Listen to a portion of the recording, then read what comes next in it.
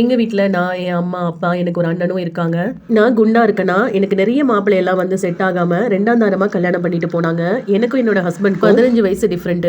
என் வீட்ல எங்க மாமனார், மாமியார், நான், என்னோட ஹஸ்பண்ட் 4 பேர் இருந்தோம். என்ன கல்யாணம் பண்ணிட்டு போன வீடு சொந்த வீடு, வசதியான வீடு தான். அவங்க நல்ல ஒரு வசதியான குடும்பம். என் ஹஸ்பண்ட் என்ன ரொம்ப நல்லா பாத்துக்கிட்டாரு. ரொம்ப தங்கமானவர். என்னோட மாமியார், மாமனாரும் அப்படித்தான். எங்களுக்கு பையன் பிறந்தான். அதுக்கப்புறம் 10 வருஷம் கழிஞ்சு திருப்பியும் ஒரு பெண் குழந்தை. மொத்தம் 2 குழந்தைங்க எனக்கு. நானும் வீட்ல சும்மாவே இருக்க மாட்டேன். வீட்ல சீட்டு நடத்துவேன், துணி வியாபாரம் பண்ணுவேன். என்னால என்ன முடியுமோ எல்லா வேலைகளையுமே வீட்ல இருந்து செய்வேன். என் ஹஸ்பண்ட் அதுக்கு பக்கபலமா இருப்பாரு. என்னோட குடும்பம் ரொம்ப சந்தோஷமா வாழ்ந்துட்டு இருந்தோம். என் குழந்தைகளை எல்லாம் நல்ல ஸ்கூல்ல படிக்க வச்சு கஷ்டம்னா என்னன்னே தெரியாம தான் வளர்ந்தோம். என் 2 குழந்தைகளையுமே கஷ்டத்தை கொஞ்சம் கூட பார்த்ததே இல்ல. அப்போ என்னோட 2வது பொண்ணு பெரிய பொண்ணுமே ஆயிட்டா. அதுல இருந்து ஒரு 6 மாசம் திடீர்னு என் ஹஸ்பண்ட்க்கு உடம்பு சரியில்லாம போயிருச்சு. அவருக்கு எந்த கெட்ட பழக்கமுமே கிடையாது. ரொம்ப நல்ல மனுஷன். திடீர்னு உடம்பு சரியில்லாம போனப்போ டாக்டர் கிட்ட போய் செக்அப் பண்ண போனோம். அப்பதான் உடம்புல நிறைய பிரச்சனை இருக்கு அப்படின்னு தெரிய வந்துச்சு. அவருக்கு அப்போ 55 வயசு. நாங்களும் ட்ரீட்மெண்ட் எடுக்க ஆரம்பிச்சோம். கிட்டத்தட்ட கோடிக்கணக்கில் செலவு. ஆனா அவர் எங்களால காப்பாற்ற முடியல.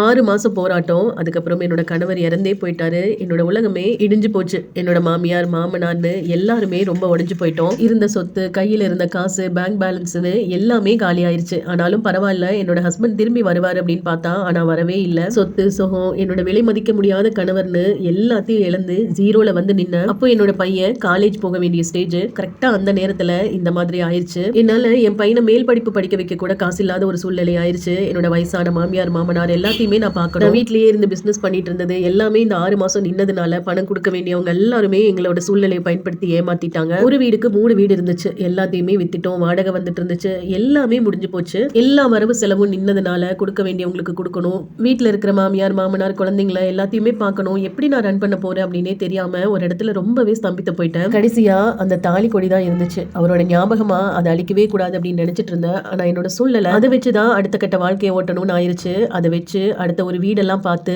என் பையனுக்கு பிடிச்ச காலேஜ்ல படிக்க வைக்க முடியலனாலும் ஓரளவுக்கு என்னால எந்த காலேஜ்ல படிக்க வைக்க முடியுமோ அந்த காலேஜ்ல அவனுக்கு நான் சீட்டு வாங்கி கொடுத்தேன். உழைத்து சம்பாரிச்சாதான் அடுத்த வேலை சாப்பாடு. என் மாமியார், மாமனார் வயசானவங்க, அவங்க எல்லாம் வேலைக்கு போக முடியாது. பசங்க 2 பேரும் சின்ன குழந்தைங்க. என்னைக்கோ கத்த அந்த டைலரிங் தான் எனக்கு மறுபடியும் உதவுச்சு. கல்யாணத்துக்கு முன்னாடி நான் வீட்டுல இருக்கும் போது வீட்டுல இருந்தே துணி எல்லாம் தைச்சு கொடுத்துதான் என்னோட வாழ்க்கை ஓடிச்சு. அதை தூசி தட்டி திருப்பி வந்த வேலையை செய்ய ஸ்டார்ட் பண்ணேன். என்னோட பையனும் காலேஜ் முடிச்ச நேரம் போக மீதி உள்ள நேரம் பார்ட் டைமா ஏதாவது வேலை பார்த்துட்டு வந்து காசு கொடுப்பான். அப்படியே ரொம்ப கஷ்டத்துல எங்களோட குடும்பம் கொஞ்சம் கொஞ்சமா மேல வர ஆரம்பிச்சிச்சு. எவ்வளவுக்கு எவ்வளவு சந்தோஷமா வாழ்ந்தோமோ அந்த அளவுக்கு கஷ்டத்தை அனுபவிச்சோம். நம்மளோட வாழ்க்கை ரொம்பவே ஆச்சரியமானது, பிரமிப்பானது. நம்ம நினைச்சு பார்க்க முடியாத அளவுக்கு சந்தோஷத்தையும் சரி, துக்கத்தையும் சரி. இந்த வாழ்க்கை நமக்கு எப்ப வேணாலும் கொடுக்கும். சந்தோஷத்தை கொடுத்தா சந்தோஷமா வாழ்ந்து அனுபவிச்சுக்கணும். துக்கத்தை கொடுத்தா அதையும் ஏத்து கடந்து போக கத்துக்கணும். இதுதான் என் வாழ்க்கையில நான் கத்துக்கிட்ட பாடம். இது Facebook ஃபாலோவர்ஸ் ஒருத்தவங்க நமக்கு ஷேர் பண்ண சொன்ன ஸ்டோரி. அவங்களுக்கு நீங்க என்ன சொல்ல விரும்புறீங்களோ கமெண்ட்ஸா கன்வே பண்ணுங்க.